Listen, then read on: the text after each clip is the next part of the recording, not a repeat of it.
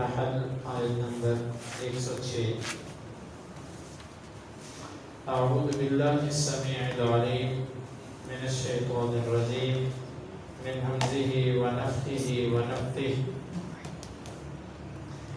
من جس نے کفر کفر کیا، با کا مطلب ساتھ اللہ کے، من سے، بعدی بعد، ایمانی ایمان ہی اپنے، الا مگر، من جو اکرہا مجبور کر دیا گیا، واو کا مطلب اس حال میں کہ قلبہ اس کا دل مطمئن تھا، وا کا مطلب ساتھ، الایمان ایمان کے، واو کا مطلب اور، لیکن لیکن، من جس نے شرحا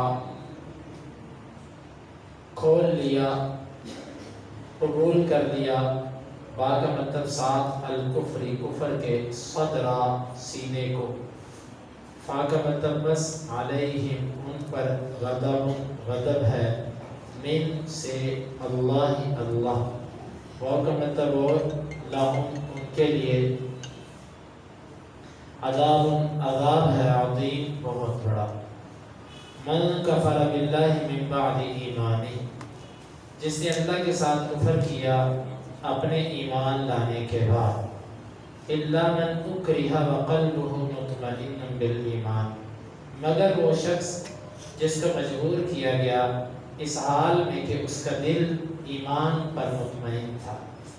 ولیکن من شرح بالکفر صدرا، لیکن جس نے کفر کو سینے کی فراخی کے ساتھ قبول کر لیا، فعلیہ غضب من اللہ، پس ان پر اللہ کی طرف سے غضب ہے، ولہم عذاب عظیم، اور ان کے لیے بہت بڑا عذاب ہے.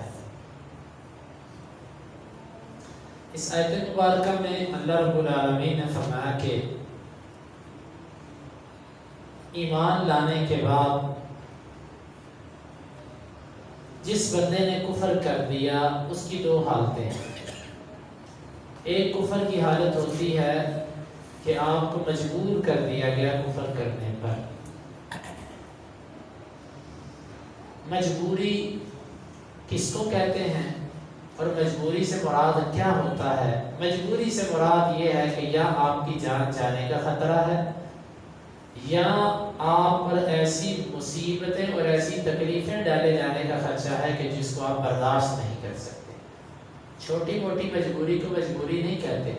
آپ کہو جی ووٹ لینا میری مجبوری تھی اس لیے میں نے دربار پہ جا کے چادر چڑھا دی، جناب فلاں کام کرنا میری مجبوری تھی، اس کے بغیر اس نے میری سفارش نہیں کرنی تھی، یا اس سے میں نے جو ہے وہ کوئی نہ کوئی اپنا کام نکلوانا تھا میری. یہ مجبوریاں مجبوری نہیں ہوتی. مجبوری سے مراد یہی ہے یا آپ کی جان جانے کا خدشہ ہے، یا دوسری صورت ہے کہ آپ پر حقیقتاً ایسی تکالیف کا اندیشہ ہے جو ما لا یطاق ہے، جو آپ کی طاقت سے بالا تر ہے. اس کو مجبوری کہتے ہیں. اور جب آپ پر مجبوری آ گئی پھر دو صورتیں ہیں. ایک صورت ہے اولا اور افضل اور بہتر، کہ جتنی بھی آپ پر مصیبت آ گئی آپ اپنی زبان سے کلمہ کفر نہ کہو. یہ افضل حالت اور کیفیت ہے. جس طرح کہ نبی صلی اللہ علیہ وسلم کے کئی صحابہ کرام کے واقعات آتے ہیں. اس میں بلال رضی اللہ عنہ پیش ہیں.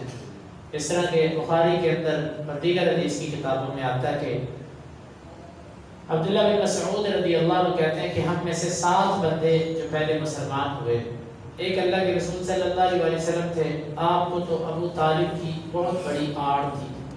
ابو طالب جو تھے وہ آپ کے لیے چھتری تھے.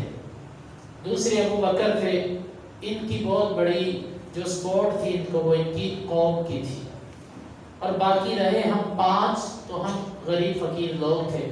ہمیں مشرکین پکڑتے، مارتے، پیٹتے، جو ان کا دل کرتا ہمارے منہ سے اگلوا لیتے. ہم بول دیتے، جب ہم ان کی مرضی کا بولتے وہ ہمیں چھوڑ دیتے، سوائے بلال کے. بلال ایسا شخص تھا کہ جو ان کی مارے بھی کھاتا تھا اور احد کی صدائیں بھی لگاتا تھا. اور بلال، ابن ماجہ کی روایت کے یہ لفظ ہیں کہ حانت علیہ نفسہ فی اللہ او کما قال، اللہ کی بارے میں اس کا نفس اس کی نظروں میں ہیج ہو چکا تھا، نفس کی کوئی حیثیت نہیں رہی تھی، تو وہ بچوں کو پکڑا دیتے بلال رضی اللہ عنہ، وہ ان کو گھماتے گلیوں کے اندر، پہاڑوں میں ان کو چکر لگواتے، تکلیفیں دیتے، اذیتیں دیتے، لیکن بلال رضی اللہ عنہ کی زبان سے احد احد، ایک ایک، اللہ ایک، وہی کلمہ نکلتا، کبھی ان کی مرضی کا کلمہ بلال کے منہ سے نہیں نکلا۔ یوں بعض اور صحابہ کرام بھی ہیں جن کے بارے میں آتا ہے، لیکن اگر محدثین کے طریقوں پر ان سندوں کو دیکھا جائے تو وہ کمزور ہیں، وہ ثابت نہیں ہیں۔ مثال کے طور پہ معروف واقعہ عبداللہ بن حذافہ السہمی رضی اللہ عنہ کا واقعہ کہ روم کے بادشاہ کے ساتھ جو ان کا واقعہ پیش آیا کہ وہ بادشاہ کے سامنے کھڑے ہوئے تو بادشاہ نے کہا کہ تم محمد صلی اللہ علیہ وسلم کا انکار کر دو، میں تمہیں روم کی بادشاہت میں بھی شریک کرتا ہوں اور اپنی بیٹی کا رشتہ بھی دوں گا۔ انہوں نے کہا کہ تو مجھے روم کی بادشاہت کی کہتا ہے، تو مجھے ساری وہ چیزیں بھی دے دے جس کے عرب مالک ہے، جس کا تو مالک ہے، سب کچھ بھی دے دے تو پھر بھی میں اس کفر کو قبول نہیں کرتا۔ اس نے عبداللہ بن حذافہ رضی اللہ عنہ کو لٹکایا اور تیر مارے ہاتھوں پر، پاؤں پر، پھر اتار دیا نیچے، کہا کہ اب، کہا نہیں۔ پھر ان کے سامنے ایک بڑی دیگ میں تانبے کو پگھلایا گیا، گرم کیا گیا اور ان کے سامنے بعض لوگوں کو اس میں پھینک دیا گیا اور کہا کہ اب بتاؤ عبداللہ، اب بھی واپس آ جاؤ۔ انہوں نے کہا نہیں، حتیٰ کہ جب ان کو اس میں پھینکا جانے لگا تو وہ رو پڑے۔ ان کو جس وقت اس آلے میں ڈالا گیا کہ جس کے ذریعے ان کو پھینکنا تھا اس میں، تو وہ رو پڑے، تو بادشاہ نے جلدی سے نیچے بلا لیا، کیونکہ بادشاہ چاہتا تھا کہ یہ نوجوان پھر جائے۔ تو کہا کہ رو پڑے ہو؟ کہا میں اس وجہ سے نہیں رویا، بلکہ رویا اس بات پہ ہوں کہ میری ایک جان اللہ کے راستے میں جا رہی ہے، کاش کہ میری جانیں اتنی ہوتی جتنے میرے جسم کے بال ہیں، تو کم از کم میں اللہ کے راستے میں زیادہ جانیں تو پیش کرتا۔ پھر اس بادشاہ نے کہا کہ عبداللہ میں تجھے چھوڑتا ہوں، صرف تو اتنا کر کے میرے ماتھے کا بوسہ دے میرے ماتھے پر۔ عبداللہ رضی اللہ عنہ نے کہا کہ میرے ساتھ جتنے مسلمان قیدی ہیں سب کو چھوڑو گے؟ کہا سب کو چھوڑو۔ اس کے ماتھے پر بوسہ دے دیا، اس نے اس بہادر نوجوان کو چھوڑ دیا۔ امیر المؤمنین عمر فاروق رضی اللہ عنہ نے کہا کہ ہر مسلمان پہ لازم ہے کہ وہ عبداللہ کے ماتھے پر بوسہ دے۔ سب سے پہلے امیر المؤمنین نے بوسہ دیا، اس کے بعد پھر باقی ہر صحابی نے بوسہ دیا۔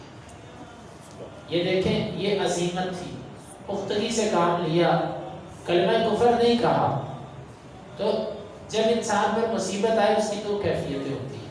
یہ واقعہ میں نے کہا ہے کہ محدثین کے اصولوں کے مطابق یہ روایت ضعیف ہے، لیکن اہل سیر اور تاریخ والے اس واقعے کو بیان کرتے آ رہے ہیں۔ بیان کرنے میں کوئی حرج نہیں ہے، بڑے بڑے محدثین نے اس کو بیان کیا۔ تو بہرحال افضل یہ ہے کہ انسان کلمہ کفر نہ کہے، جان جاتی ہے تو چلی جائے، جان دی ہوئی اسی کی تھی، حق تو یہ ہے کہ حق ادا نہ ہو۔ اور دوسری صورت یہ ہوتی ہے کہ انسان کفریہ کلمہ بظاہر کہہ دے، جس طرح کہ معروف ہے کہ عمار بن یاسر رضی اللہ عنہ کے بارے میں کہ ان کو قوم کے لوگ مجبور کرتے، ایک دفعہ انہوں نے کلمہ کفر کہہ دیا، بعد میں اللہ کے رسول کے پاس آئے کہ اللہ کے رسول میں نے آپ کو برا بھلا کہا، ان کے معبودوں کو اچھے کلمات سے یاد کیا۔ آپ نے فرمایا تیرے دل کی کیا کیفیت ہے؟ اس سے کہا مطمئن تھا۔ آپ نے فرمایا آئندہ بھی ایسا ہو تو کہہ دینا۔ یہ بھی محدثین کے اصولوں کے مطابق روایت ثابت نہیں ہے، روایت یہ بھی ضعیف ہے، لیکن اہل علم اس کو بیان کرتے آ رہے ہیں۔ خلاصہ یہ ہے کہ جب انسان پر ایسی مجبوری آئے جسے جان جانے کا خدشہ ہو، پھر دو صورتیں جائیں۔ افضل یہ ہے کہ انسان کلمہ کفر نہ کرے، لیکن اپنے اپنے ایمان کی بات ہوتی ہے۔ تو اگر ایسا نہیں ہو سکتا پھر آپ کلمہ کفر کہہ دیں، لیکن آپ کا دل مطمئن ہونا چاہیے، دل کے اندر ایسا کچھ نہیں ہونا چاہیے۔ یہیں سے اہل علم نے یہ استدلال بھی کیا کہ جبرن طلاق جو دی جاتی ہے یہ واقع نہیں ہوتی۔ مثال کے طور پر کوئی بندہ آپ کی کن پٹی پر گولی رکھ کے کہتا ہے دو اپنی بیوی کو طلاق، نہیں تو گولی اندر سے گزار دو، آپ دے دیتے ہو طلاق۔ اب بعض لوگوں کی فقہ کے مطابق تو طلاق ہو گئی، لیکن حدیث کے مطابق طلاق نہیں ہوئی۔ لا طلاق ولا عتاق فیما لا یملک، اور بعض روایت میں فی غلاق، یہ مختلف الفاظ، امام بخاری نے اس پر پورا باب قائم کیا ہے کہ نشے ایسا نشہ کہ جس میں انسان کو پتہ ہی کچھ نہیں ہے، اس کو احساس ہی نہیں ہے وہ کیا بول رہا ہے، حتیٰ کہ جب وہ نشے سے باہر آتا ہے لوگ اس کو کہتے ہیں تو نے یہ کہا ہے، وہ کہتا ہے میں نے نہیں کہا۔ ایسا نشہ اور ایسا جبر کہ جس میں انسان بے بس ہو جائے، ایسی طلاق واقع نہیں ہوتی۔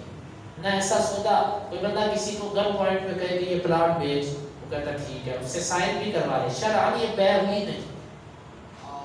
جبرن نہ طلاق ہوتی ہے، نہ نکاح ہوتا ہے، نہ غلام آزاد ہوتا ہے، نہ کوئی خرید و فروخت ہو سکتی ہے۔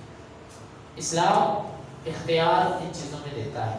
تو بہرحال یہ دو کیفیتیں ہمیں قرآن نے بیان کر دی کہ جس کا مجبور کر دیا گیا دل اس کا مطمئن ہو تو اس پر اللہ کے یہاں کوئی مواخذہ نہیں ہے۔ وَلَٰكِن مَنْ شَرَحَ بِالْكُفْرِ صَدْرًا، لیکن جس نے سینے کی فراخی کے ساتھ کفر کو قبول کر لیا، کفر کو چاہتے ہوئے، پسند کرتے ہوئے، رغبت کرتے ہوئے، اس کو اپنے لیے آئیڈیل سمجھتے ہوئے اس کو اختیار کیا، دونوں میں بڑا فرق ہے۔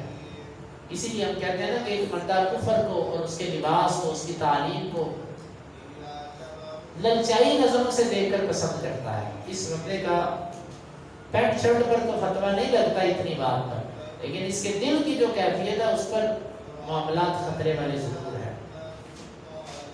تو یہ جس نے شرع صدر سے کفر کو قبول کر لیا، دل سے کفر کو قبول کر لیا، علیہم غضب، اس پر اللہ کا غضب ہے۔ غضب کیا ہے؟ شریعت کے اندر یہ حکم ہے کہ ایسا بندہ من بدل دینہ فاقتلوہ، جو اپنا دین بدلے اس کو قتل کر دو، حکم ہے اس کو قتل کرنے کا۔ ابو موسیٰ اشعری رضی اللہ عنہ معاذ میں جبل کے پاس گئے، وہاں پر جا کر دیکھا کہ کچھ ایسے قیدی ہیں کہ جو مرتد ہو چکے ہیں۔ ابو موسیٰ اشعری نے کہا میں اتنی دیر تک بیٹھوں گا نہیں جب تک تم ان کے سر قلم نہیں کر دیتے، چنانچہ ان کے سر قلم کر دیے گئے۔ اور کل بخاری کے درس میں آپ نے سنا تھا کہ ابن نواحہ مرتد جو تھا اس کا سر قلم کر دیا تھا عبداللہ بن مسعود رضی اللہ عنہ۔